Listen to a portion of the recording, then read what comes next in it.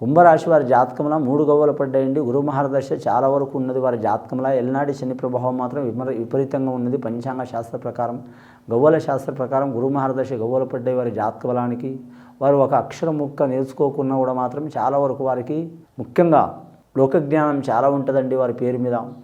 సమాజంలో ఎవరితో ఎలా ఉండాలంటే ప్రవర్తించే గుణం ఉంటుంది వారి పేరు మీద. ముఖ్యంగా మనుషుల్ని చూడంగానే గుర్తుపట్టేంత చాలా వరకు లౌక్యం ఉంటుంది వారి పేరు మీద. వారు దొంగలపోయిన, దొరలపోయిన, తక్కువలపోయిన ఎవరితో ఎలా ఉండాలో అలాగే ఉంటారు. నాయకత్వ లక్షణాలు ఉంటాయి వారి జాతక బలంలో.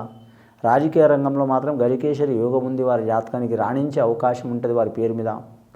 కానీ ముఖ్యంగా వారి జాతకంలో మాత్రం విరోధాలు చాలా వస్తూ ఉంటాయి. పోలీస్ స్టేషన్, కోర్టు కేసులు, చిక్కులు, చికాకులు, అలాగే వాహన ప్రమాదాలు కూడా చాలా జరుగుతూ ఉండే అవకాశాలు ఉంటాయి. అలాగే మాతృవర్గం సైడ్ కానీ కావచ్చు, పితృవర్గం సైడ్ కావచ్చు, కొందరి గండాలు వచ్చే అవకాశాలు ఉన్నాయి. జాగ్రత్తగా ఉండాలి.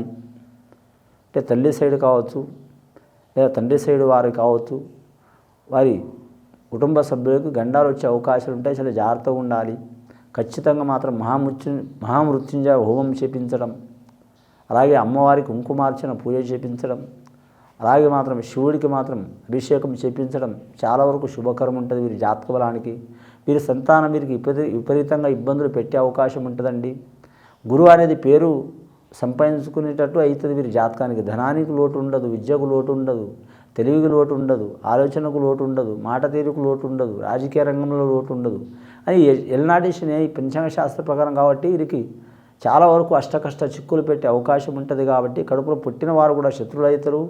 లేదా మాత్రం వారి జాతకంలో మాత్రం చూడాలంటే రక్త సంబంధులు కూడా శత్రువులయ్యే అవకాశం ఉంటుంది. కాబట్టి వీరు అతి జాగ్రత్తగా ఉండే అవకాశం చాలా వరకు మంచిదండి. ముఖ్యంగా శతభిష నక్షత్రం వారికి రాహు మహర్దశ జాతకం కాబట్టి వారి జాతకంలో గోమేదకం ధరించడం చాలా వరకు మంచిది. మంగళవారం, శనివారం నియమం పాటించడం చాలా వరకు మంచిది.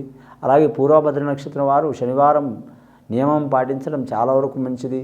నీలం రాయి ధరించడం చాలా వరకు మంచిది. అలాగే పుష్యరాగం ధరించడం చాలా వరకు మంచిది. వీరికి అన్ని తిథులు మంచిదే అండి వీరి జాతక బలానికి. అమాస పౌర్ణం తప్ప అన్ని తిథులు మంచిదే. కానీ ముఖ్యంగా మాత్రం 8వ సంఖ్య కలిసి వచ్చే అవకాశం ఉంటుంది వీరికి. అలాగే 4వ సంఖ్య కలిసి వచ్చే అవకాశం ఉంటుంది. అలాగే మాత్రం విష్ణు, ఈశ్వరుడు, బ్రహ్మం ముగ్గురు స్వరూపం వదిలిపెడతలేదు వీరి జాతక బలానికి. స్త్రీలకు బే సంఖ్య చాలా వరకు కలిసి వచ్చే అవకాశాలు ఉన్నాయండి. వీరి జాతక బలంలో వేరే దేశం, వేరే రాష్ట్రం, వేరే ప్రాంతం వెళ్ళాలనుకునే వరకు ఖచ్చితంగా వెళ్తారు. కానీ అతి కష్టం మీద వెళ్ళే అవకాశం ఉంది. గవర్నమెంట్ ఉద్యోగస్తులకు అయితే తిరుగుండదు. కానీ కొందరికి మాత్రం నిందల పాలయ్యే అవకాశాలు ఉంటాయి.